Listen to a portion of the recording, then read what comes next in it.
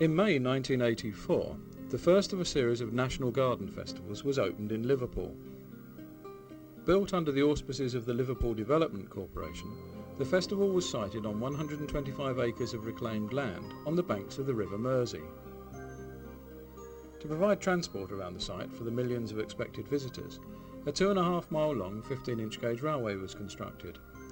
To operate the line, locomotives were hired from both the Ravenglass and Eskdale Railway and the Romney Hythe and Dymchurch.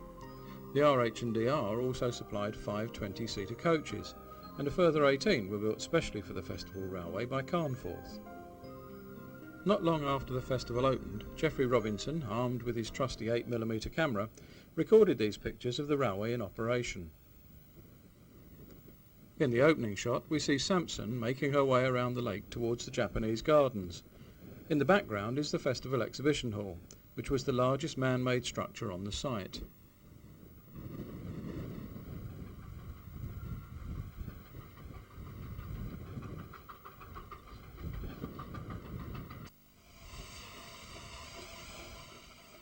.082 River Urt, on hire from the Ravenglass and Eskdale, is seen here just after leaving Festival Station.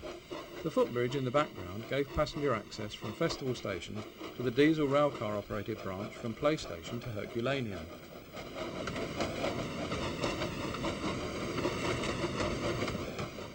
The 2 other mainline steam locomotives were hired from the Romney Hythe and Dymchurch, and here Crook Pacific Black Prince is seen with a packed train. The other Romney German import, the Bug, also spent a short period on the line, but was not really suitable for the railway.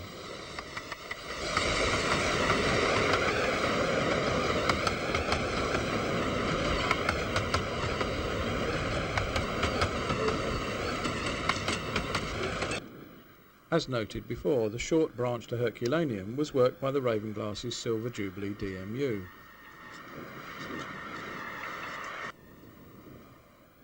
Ravenglass's other diesel contribution was Sheila of Eskdale, which was mainly used on the lunchtime relief trains and for shunting dead steam engines around the depot.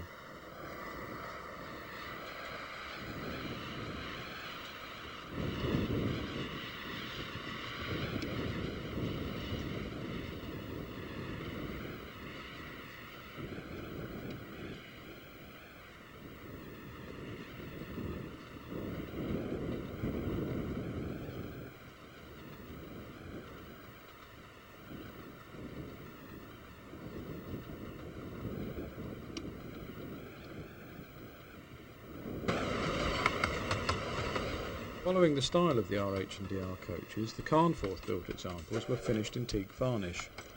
The logo on the side of each coach denotes the train sponsorship by NatWest. The larger vehicle at the rear of the train is one of the wheelchair carrying coaches with increased headroom.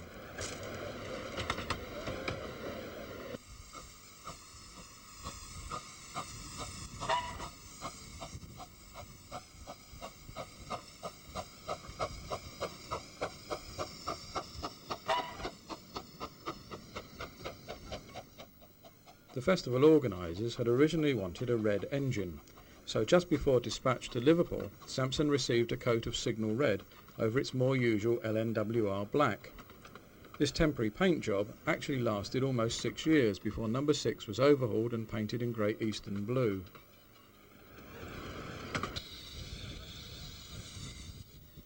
The track was laid by contractor Henry Boot Limited, and consisted of flat-bottom 30-pound rail spiked to XBR sleepers cut into 3.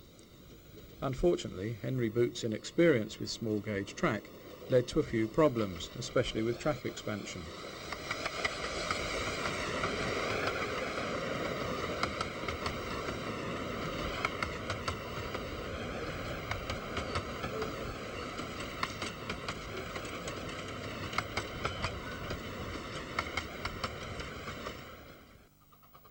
Even with the problems, the railway was the star performer of the festival, and tight timings were the order of the day.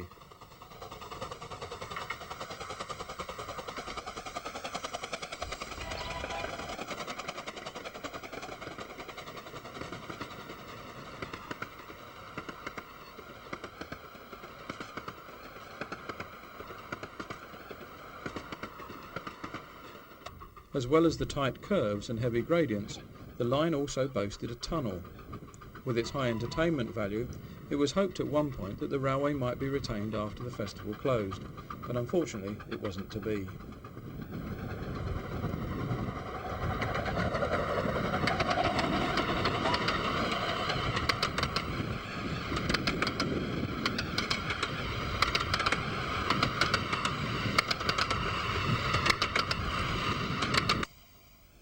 As River Urt makes her way towards Dingle, we can clearly see the trailing connection with the main line that led back towards the depot and the stock storage sidings.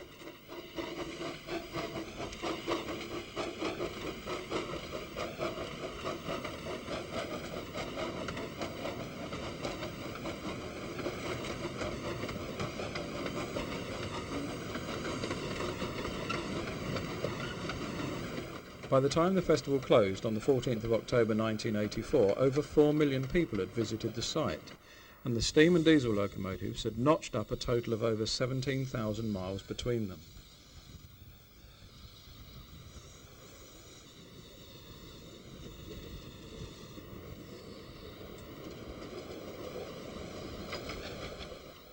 The closure of the festival brought no reprieve for the railway, and shortly after closure the locomotives were returned to their home railways and the track was lifted. Visiting locomotives have been a feature of the Romney Hythe and Dymchurch since the mid-1950s. Nowadays, most of these visitors appear during the annual Steam and Diesel Gala, when both the Romney and visiting drivers can show off their locos to the best advantage. Designed by Henry Greenley and built in the 1920s for the Rill Miniature Railway by Albert Barnes, number 103, John, visited New Romney in 1998 and is seen shunting the P-Way depot.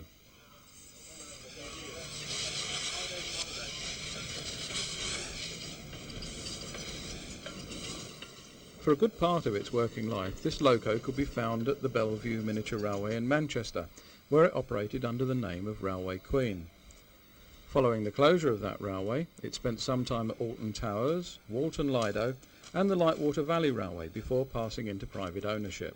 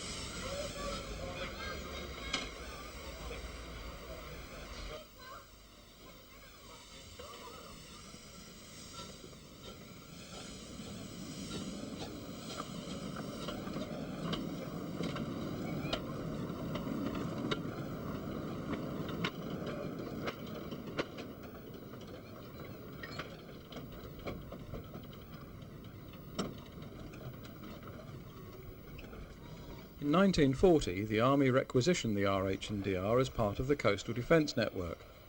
In 1990, a replica of one of the armoured wagons was built at New Romney as part of the 50th anniversary Battle of Britain celebrations.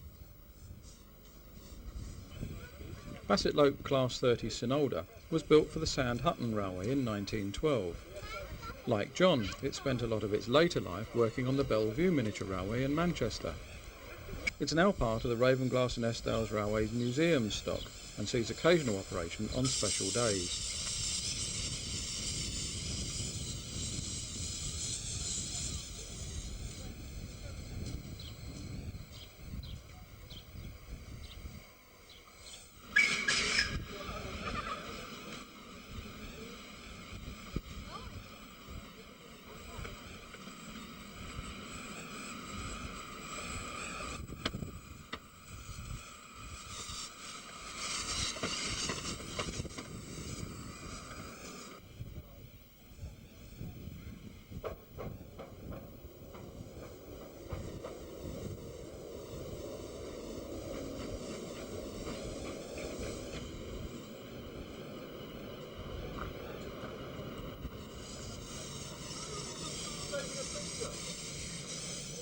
Although relatively small, this is a very powerful loco, as can be seen from the shot of her working the mixed freight and passenger shuttle to Romney Sands.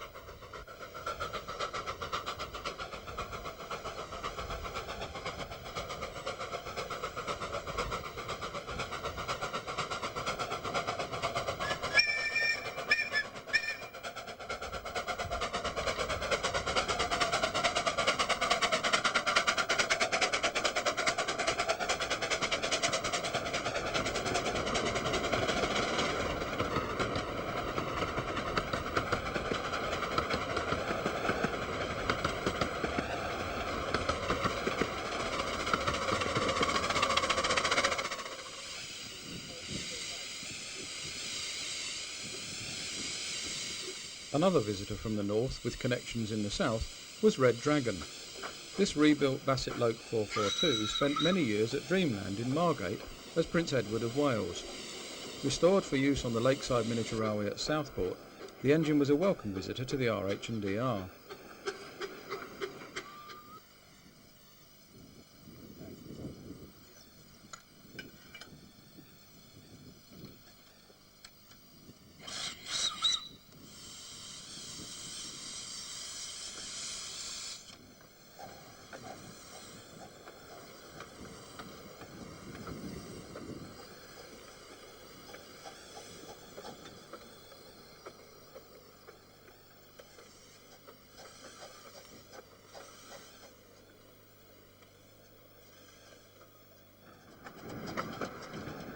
One of the benefits of arriving a few days early for the gala is that you can try your engine on the longest 15-inch gauge miniature main line in the world.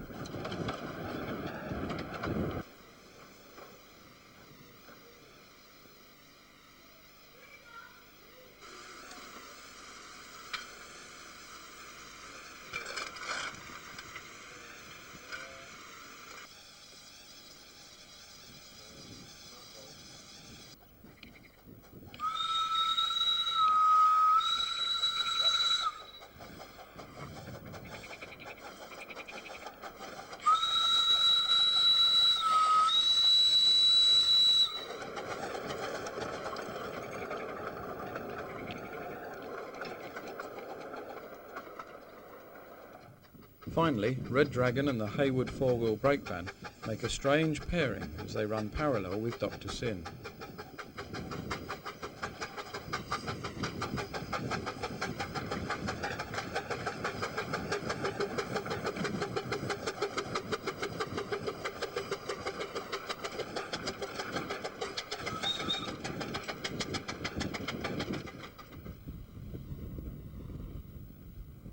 Now for something completely different, as two Barlow diesel electrics negotiate Dungeness Loop one evening in 1999.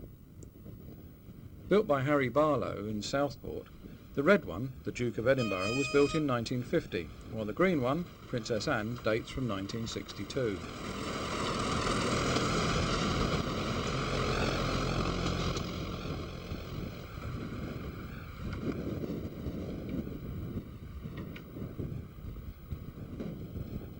Motive power is provided by a diesel generating set in the tender, powering a dustbin-sized electric motor under the dummy A4 type casing.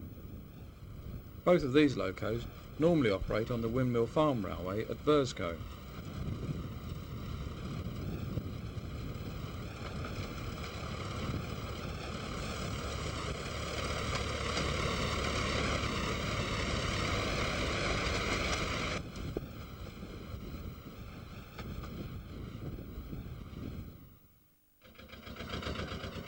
Probably the strangest loco to be seen at New Romney was this four-wheel Lister Blackstone. Built for Jack Lemon Burton, the loco was acquired by the Bredgar and Worms Hill Railway, where it was painted in the style of the Southend pier trains and given the name Les.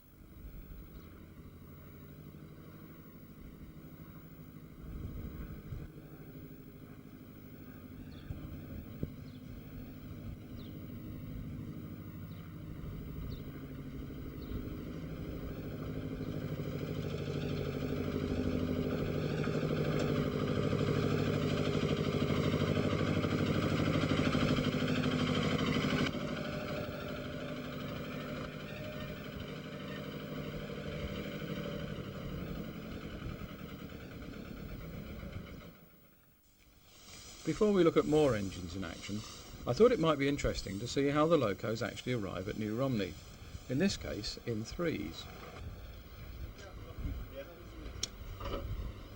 The first necessity is a strong ramp, and the second is a strong nerve. No matter how careful you are, things can always go wrong, and when you're dealing with 6 tons of locomotive, it's better to be safe than sorry. But if you take it carefully, it looks easy. First off is the lightweight Sinolda.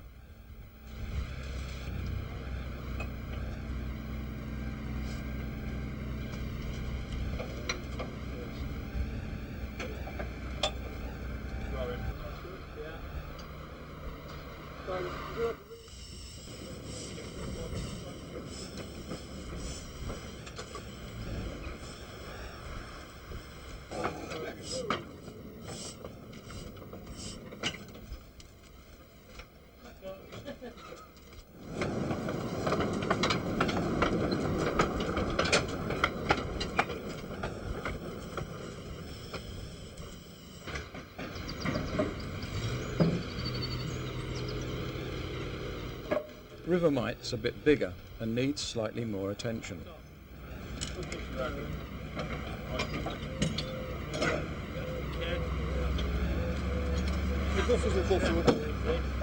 Let's take the side off that tender.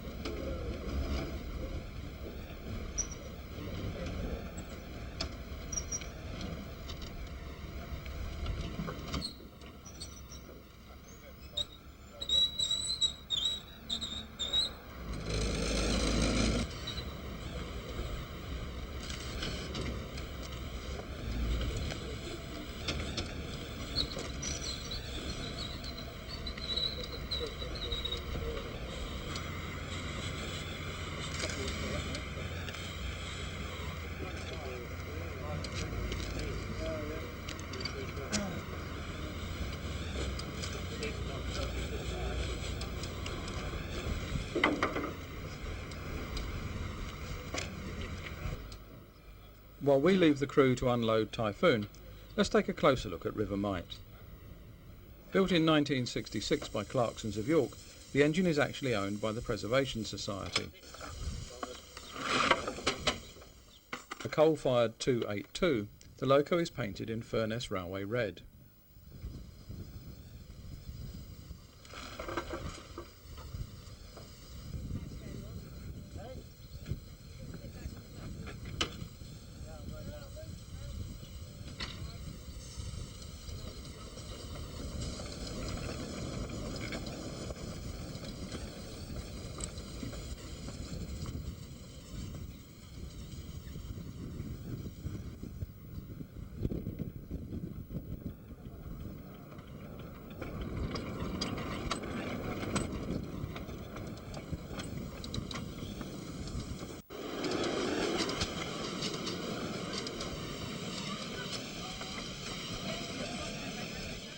The RH&DR Supporters Association now holds its AGM on the day before the gala. As part of the proceedings, a special train is run for members. In 1997, this took the form of a parallel run between Sampson, seen here limbering up alongside the loco shed, and River Mite.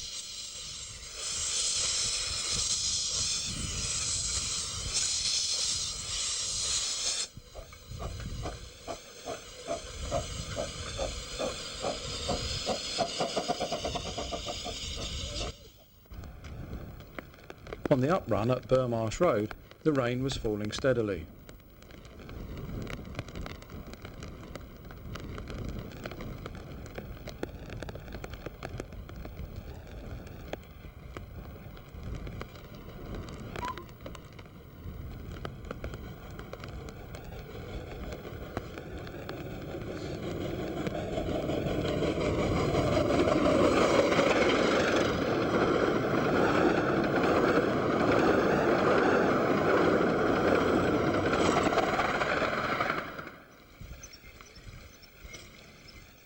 But by the time the trains returned to New Romney, the sun was shining as drivers Batten and Clark tied for first place.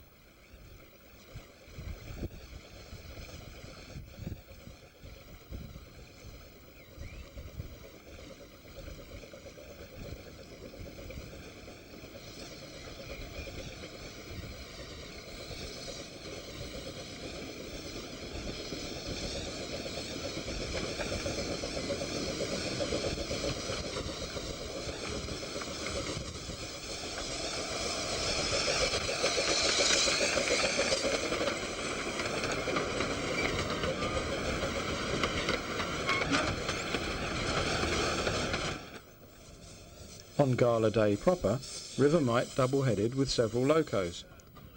Here it's Green Goddess.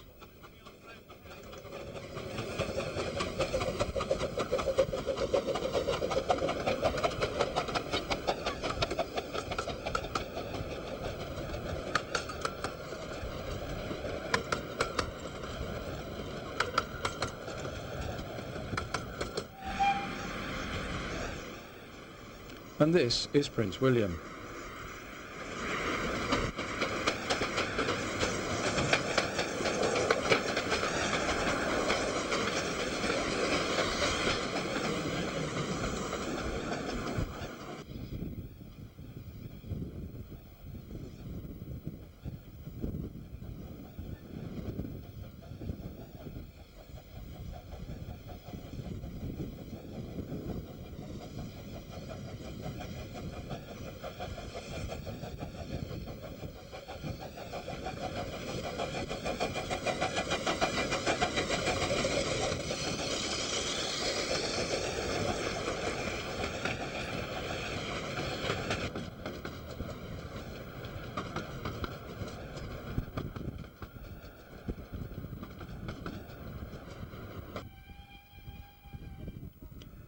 And for the end of Gala triple header 17 coach special, the Mite was squeezed between Prince William and Typhoon.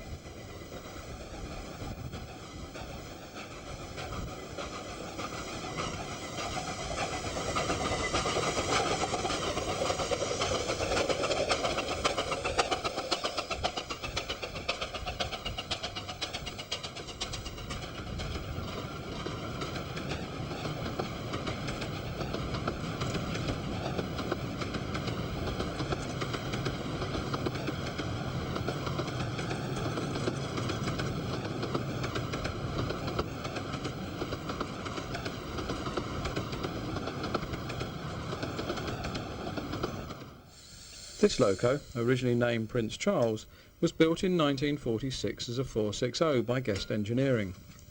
Following a well-documented history during which it saw service at amongst others Dudley Zoo, Fairbourne and Blenheim Palace, the loco is now a 462 named Prince William. For its size, Prince William is a remarkably powerful locomotive, and it's fitted with vacuum brakes. Even so, with tight timings and heavy trains, it spent most of its time at the RH&DR galas, double heading.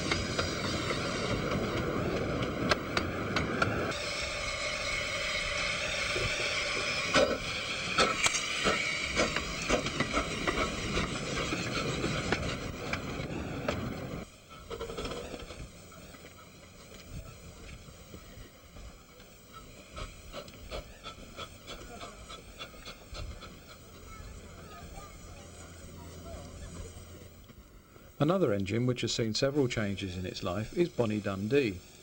This attractive locomotive was originally a 2-foot gauge 042 well tank dating from 1901. In 1981 it was re-gauged and rebuilt at the Ravenglass and Eskdale as a 15-inch gauge tank loco. In 1996 the tanks were removed and a tender was fitted to replace them.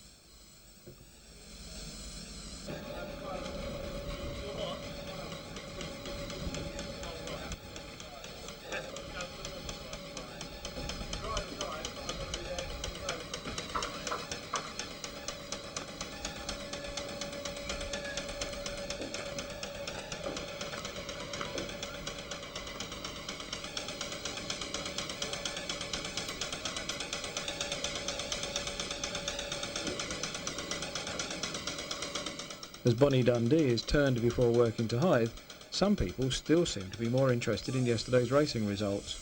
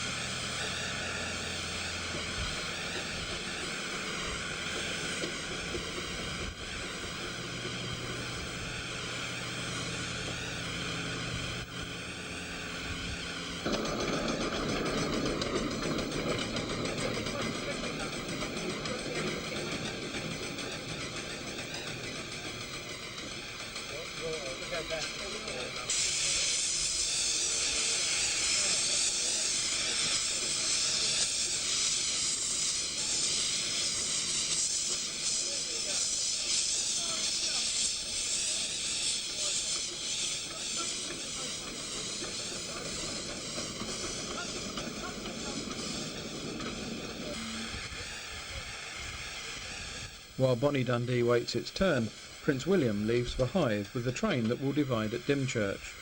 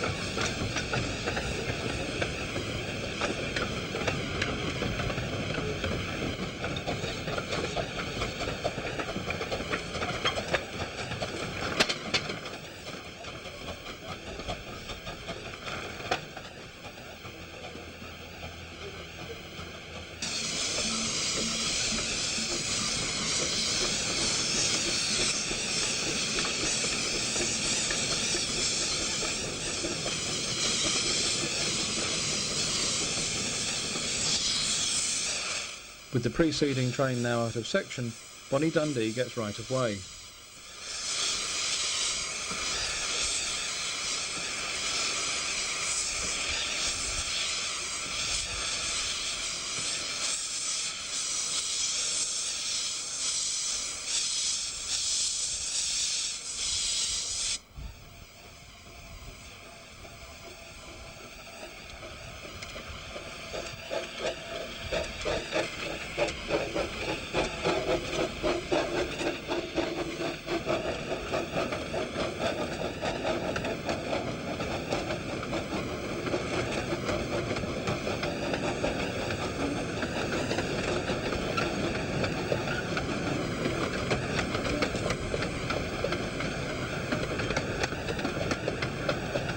Gala days are always very busy.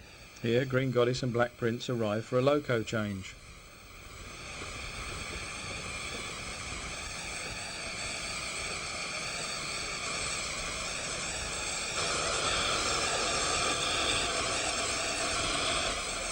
On the down road, Prince William and Typhoon return, and Goddess and Prince are relieved for lunch.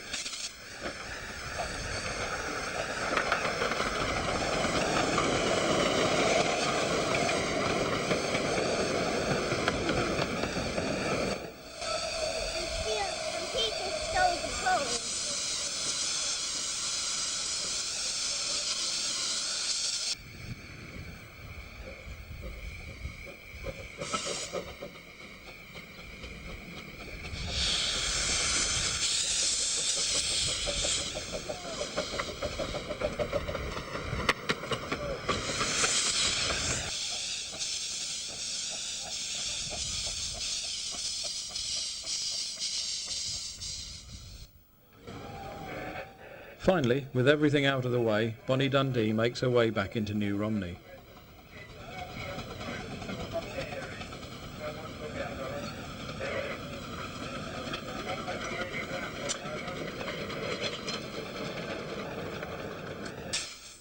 For one reason or another, not all visitors make it out onto the main line.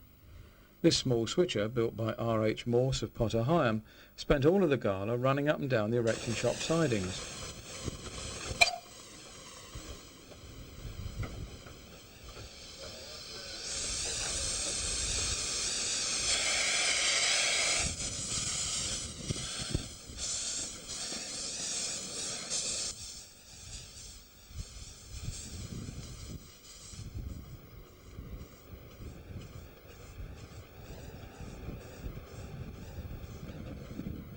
Having spent many years in store at Jack Lemon Burton's Railway near Hickstead, it was finally liberated by Bill Best, who has since sold it on to a private collector.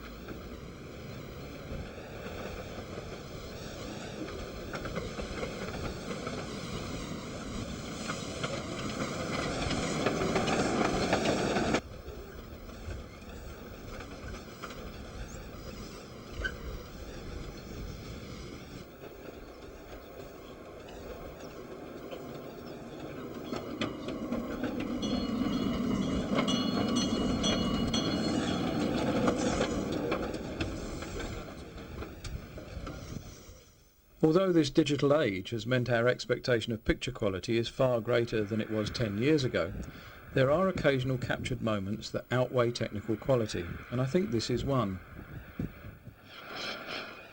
In August 1990, the Bug made one return passenger trip on the Bure Valley Railway. The only mountain class two mountain class locomotive. There go the four wheels.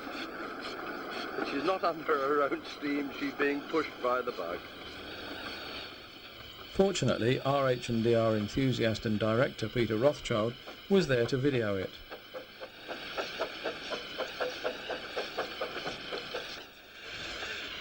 This is the Bug about to pull the 456, from Hogan.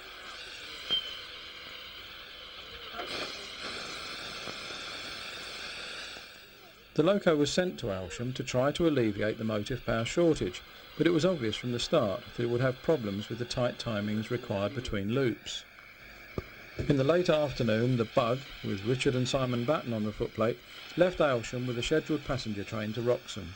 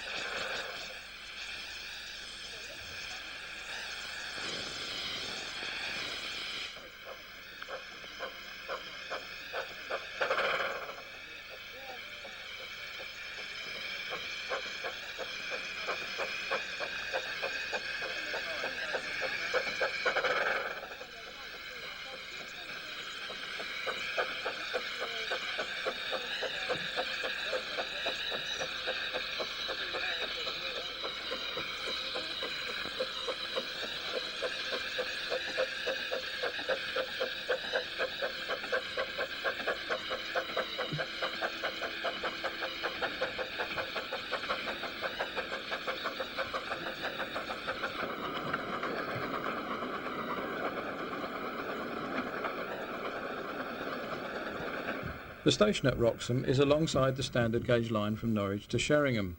An approach is down a steep gradient. Well, the bug made it. It made it to Hoverton in quite reasonable time.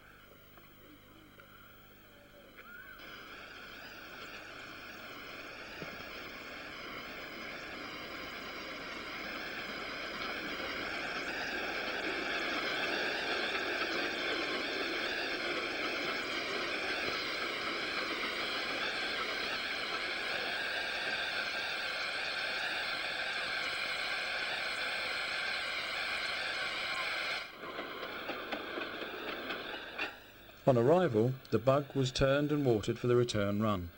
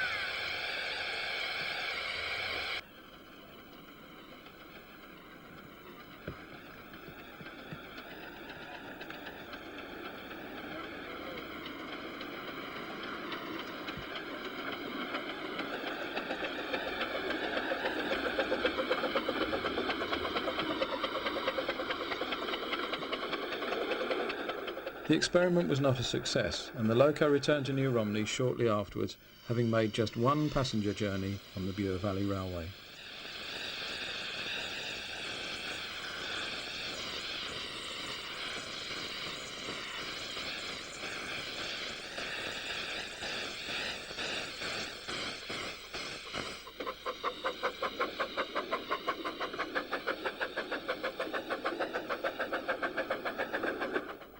Finally, in this programme, I leave you with the longest shot I've ever taken. Some years ago, we decided to run a long train as an end of gala special, using all of the railway's coaches between New Romney and Dungeness. Although this was to become steam-hauled in later years, the first run was hauled by the two diesels. After much consideration, we decided to do a test run on the Friday before the gala to make sure it would all work. This shot shows the test run having passed through Dungeness, negotiating Britannia points on the return to New Romney. If nothing else, counting coaches may be an alternative to counting sheep.